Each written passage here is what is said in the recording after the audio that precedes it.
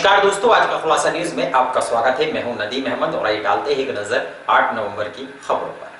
शहर को बीचों बीच शुगर मिल में आए दिन आने वाली तकनीकी खराबी के चलते गन्ने से भरे वाहनों से रविवार को सारा शहर जाम के जाम में फंसा रहा। 2 दिनों से शुगर मिल गेट पर गन्ना लेकर खड़े किसानों को जहां भारी परेशानियों का सामना करना पड़ रहा है, वहीं शामली में लगने वाले जाम से नगरवासी हलकान है। त्योहारों के सीजन के चलते जहां व्यापारी पर मंदी की मार से उभरने के लिए आस लगाए हुए हैं, वहीं ऐसे में शहर में जाम लगने से बाजार में ग्राहक भी खत्म हो गया है, जिससे व्यापारियों की माथे पर चिंता की लकीरें साफ दिखाई देती हैं। इसके अलावा शहर के लोगों को गन्ने के वाहनों के बीच से गुजरना पड़ रहा है, जिससे ट्रैक्टर ट्रॉली व भैंसा मुर्गी की चपेट में आने से कई महिला व बच्चे भी चोटिल हुए हैं।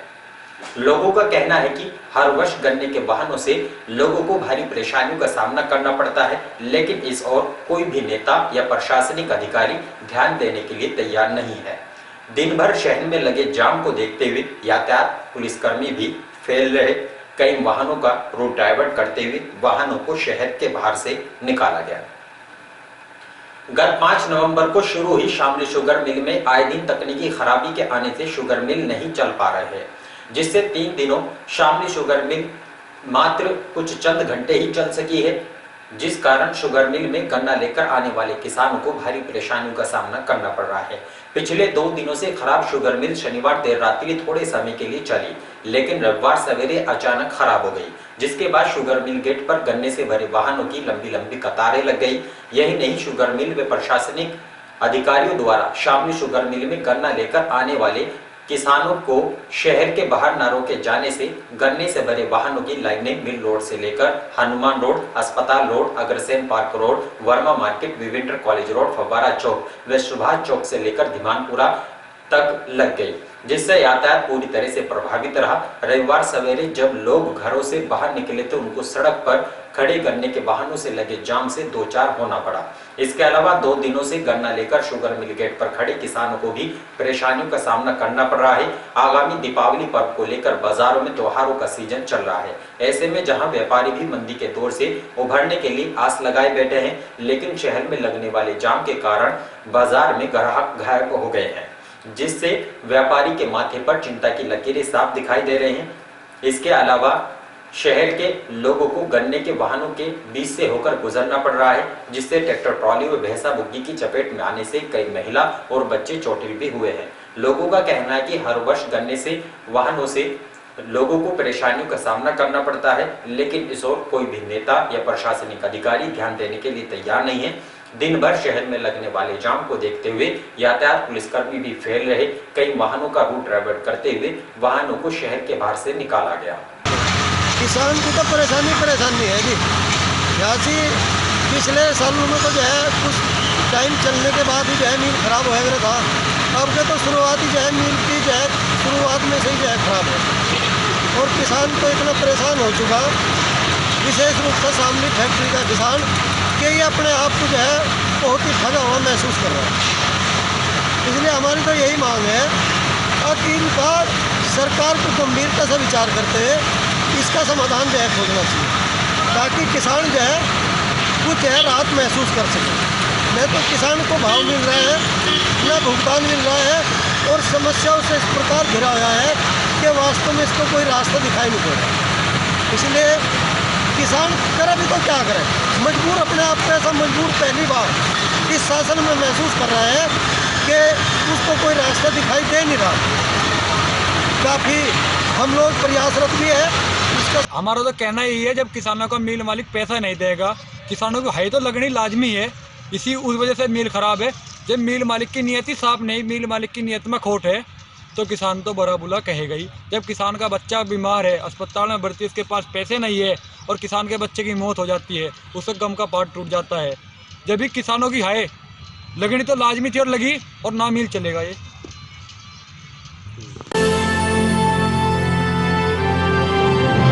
गढ़ीपुख्ता कस्बे में इन दिनों कुत्तों का आतंक छाया हुआ है। कुत्तों के झुंड बाजारों व मोहल्लों में घूमते रहते हैं। कई बार तो कुत्ते आने जाने वाले लोगों पर हमला करने से भी नहीं चूकते।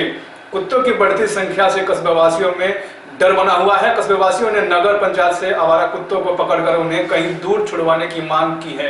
जानकारी के अनुसार गढ़ी पुख्ता कस्बे में इन दिनों आवारा कुत्तों का आतंक छाया हुआ है। कुत्तों के झुंड बाजारों व मोहल्ले में भी घूमते रहते हैं, जिससे लोगों में भय बना हुआ है। गली मोहल्लों में कुत्तों के झुंडों के कारण अभिभावक अपने बच्चों को खेलने भी नहीं देते हैं। कस्बे में चर्चा है कि कोई व्यक्ति देहात क्षेत्रों से कुत्तों को गाड़ी में भरकर यहाँ छोड़ गया। ये कुत्ते आपस में भी लड़ते रहते हैं। कई बार तो ये आवारा कुत्ते गली मोहल्ले से गुजर रहे व्यक्तियों पर भी हमला कर चुके हैं। कस्बावासी अंसार शेख, आशीष, अतुल, मोन्टू, अकरम, मुकेश, संजीव आदि ने नगर पंचायत से अधिशासी अधिकारी से कुत्तों को पकड़कर उन्हें दूर छुड़वाने की गुहार लगाई है। कांदला थाना क्षेत्र के गांव गढ़ी श्याम में गली में बंधे पशुओं को खोलने को लेकर दो पक्षों में जमकर मारपीट हुई। मारपीट में 2 महिलाओं सहित 5 लोग घायल हो गए। दोनों पक्षों ने अपना अपना डॉक्टरी परीक्षण कराने के बाद एक दूसरे के खिलाफ तहरीर देकर कार्रवाई की मांग की है। थाना क्षेत्र के गांव गढ़ी श्याम निवासी अशोक ने रविवार को पुआल काटने के लिए मशीन बुलाई हुई थी। जिस गली में पुआल कटनी थी वहां पड़ोस के ही धोरी ने पशु बांधे हुए थे। अशोक ने धोरी के पशुओं को खोलने के लिए कहा तो दोनों पक्षों में कहासुनी हो गई। शोर शराबा होने पर दोनों पक्षों के लोग मौके पर आ गए। दोनों पक्षों में जमकर मारपीट हुई। मारपीट में अशोक पक्ष से महिला शिक्षक व पंकज घायल हो गए, जबकि दूसरे पक्ष से धोरी, कुसुम व पवन घायल हो गए। दोनों पक्षों ने अपना अपना डॉक्टरी परीक्षण कराने के बाद एक दूसरे के खिलाफ थाने पर तहरीर देकर कार्रवाई की मांग की है। थाना अध्यक्ष करमीर सिंह ने बताया कि दोनों पक्षों की तहरीर मिली है। मामले की जांच कर उचित कार्रवाई की जाएगी।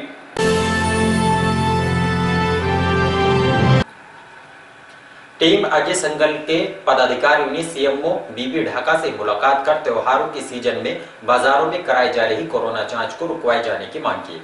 उन्होंने कहा कि बाजार में व्यापारी की दुकानों पर यदि कोरोना जांच होगी तो ग्राहक नहीं पहुंच पाएंगे, जिससे व्यापारी को भारी नुकसान होगा।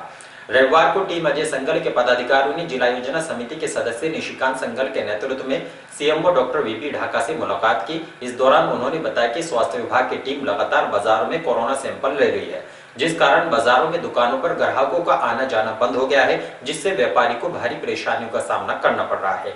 दीपावली को लेकर त्योहारों के सीजन है, जिससे व्यापारी उम्मीद लगाए बैठा है। ऐसे में बाजारों में की जा रही सैंपलिंग को दीपावली तक बंद कराया जाए ताकि व्यापारी को नुकसान न हो सके।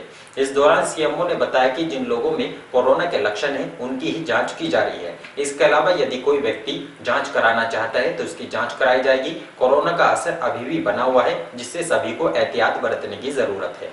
बाजारों में भीड़ को देखते हुए दुकानों पर भी सोशल डिस्टेंसिंग का पालन किया जाए और मास्क जरूर लगाया जाए ताकि कोरोना फैलने से रोका जा सके। उन्होंने दुकानों पर कोरोना जांच न करने का आश्वासन देते हुए लोगों से बेवजह घरों से न निकलने की अपील की। इस अवसर पर राहुल गर्ग, प्रतीक बंसल आदि मौजूद रहे हैं। रोटरी क्लब शामली द्वारा यातायात जागरूकता माह के अंतर्गत शहर के मिल रोड पर गन्ने से लदी बुग्गियों व ट्रैक्टर ट्रॉलियों पर रिफ्लेक्टर स्टिकर लगाकर चालकों व किसानों को यातायात संबंधित नियमों से अवगत कराया गया।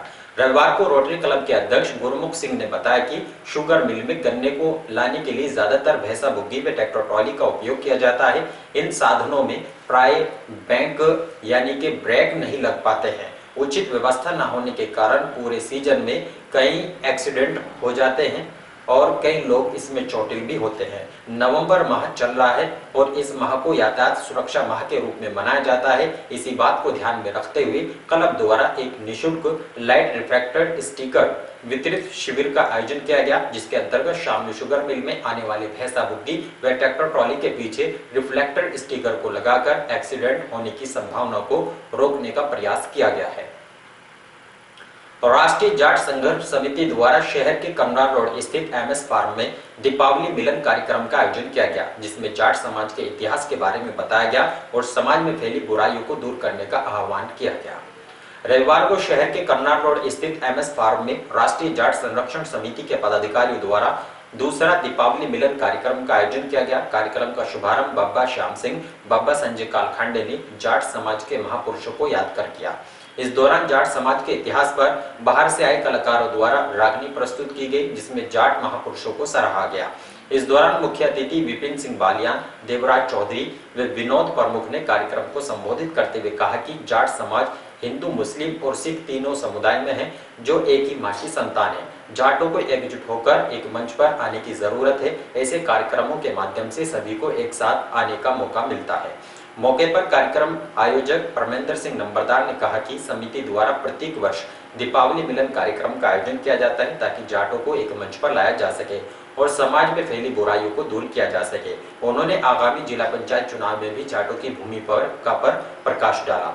कार्यक्रम का संचालन सचिन चौधरी व जिलाध्यक्ष देवराज पहलवान ने किया है। कैराना पुलिस ने गत दिवस होटल में हुई चोरी की घटना का खुलासा करते हुए एक चोर को गिरफ्तार किया है। पकड़े गए चोर के पास से चोरी की नकदी बरामद की गई है। गत शनिवार को कस्बे के मोहल्ला अंसारिया निवासी आरिफ पुत्र नईमुद्दीन की दुकान का शटर काटकर चोरों द्वारा गले से करीब 4 से 5 हजार रुपए की नकदी चोरी कर ली गई थी। रविवार को कैराना पुलिस ने चेकिंग के दौरान एक शातिर चोर को गिरफ्तार किया। पकड़े गए चोर ने अपना नाम नदीम पुत्र सलीम निवासी मोहल्ला छड़ियान बताया है, जिसके पास से पुलिस ने चोरी किए गए 2350 रुपए की नकदी व चोरी में प्रयुक्त किया गया सरिया व एक लकड़ी का फट्टा बरामद किया है। पुलिस ने चोर को जेल भेज दिया है। झिंझाना पुलिस ने 2 ढाबों पर लूट करने वाले 3 बदमाशों को केरटू ओरदरी मार्ग पर मुठभेड़ के बाद गिरफ्तार किया है। पकड़े गए बदमाशों के पास से पुलिस ने हजारों रुपए की लूटी गई नकदी, 4 मोबाइल फोन, घटना में इस्तेमाल की गई प्लेटिना बाइक सहित 2 देशी तमंचे बरामद किए हैं। घटना का मास्टरमाइंड गांव टपराना निवासी ढाबा करने वाला संचालक है, जिसने तंगहाली से बचने के लिए अपने गांव के ही 2 युवकों को साथ लेकर घटना को अंजाम दिया था। पुलिस लाइन में आयोजित पत्रकार वार्ता में पुलिस अधीक्षक नित्यानंद राय ने जानकारी देते हुए बताया कि करीब 1 सप्ताह पूर्व बाइक सवार 3 बदमाशों ने हथियारों के बल पर मेरठ करनाल हाईवे स्थित 2 ढाबों खालसा पंजाबी ढाबा टपराना व नालागढ़ पंजाबी ढाबा सिंगरा जाट फार्म पर धावा बोलकर हजारों रुपए की नकदी, 4 मोबाइल फोन व गल्ला लूट लिया था। दोनों घटनाओं को एक से ही दूसरे दिन अंजाम दिया गया था। पुलिस ने दोनों घटनाओं को चुनौती मानते हुए बदमाशों की धरपकड़ के लिए सर्विलांस व एसओजी टीम को स्थानीय पुलिस के सहयोग के लिए लगा दिया था, जिसके परिणाम स्वरूप घटना में शामिल तीनों बदमाशों को शनिवार को रात्रि केरटू ओरदरी मार्ग पर स्थित मुर्गी फार्म के पास से मुठभेड़ के बाद गिरफ्तार किया गया। पकड़े गए बदमाशों ने अपने नाम फारूक पुत्र ताहिर, सावेज पुत्र शकील, शोएब पुत्र अब्बास निवासीगढ़ गांव ओदरी थाना झिंझाना बताया है। पकड़े गए बदमाशों की निशानदेही पर पुलिस ने लूटी गई 4000 रुपए की नकदी, 4 मोबाइल फोन, गल्ला, घटना में प्रयुक्त किए गए 2 देशी तमंचे, 315 बोर, 3 जिंदा कारतूस व प्लेटिना बाइक को बरामद किया है।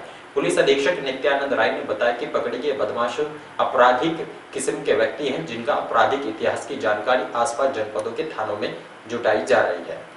थाना झिंझाना क्षेत्र में विगत 1 नवंबर तथा 2 नवंबर को 2 घटनाएं लूट की हो गई थी। वो ढाबाओं पर जाकर के 3 बदमाश वहाँ पर जो भी लोग रहते थे उनको कब्जे में लेकर के उनके साथ मारपीट करते थे तथा वहाँ पर जो भी चीज़ें मिलती थी जैसे उनकी कैश, उनके मोबाइल, वो सब लूट लिए थी। इसको लेकर के हमारी एसओजी टीम, थाना स्थानीय की टीम तथा सर्विलांस टीम ने गहनता से इसमें छानबीन की और जो भी एविडेंस मिले उसके आधार पर उन्होंने ये 9 युवक 3 हैं बदमाश, इनको इन्होंने दबोचा है। इनके पास से जो घटना में जो भी लूटी गई संपत्ति थी 100% बरामद की गई है, जिसमें 2 तमंचे और गोला 4030 रुपये तथा 4 मोबाइल ये घटना जो ले गए थे वो सब बरामद हुए। धन्यवाद सर। और इन्हीं खबरों के साथ समाचार बुलेटिन यही समाप्त है। दीजिए इजाजत, नमस्कार।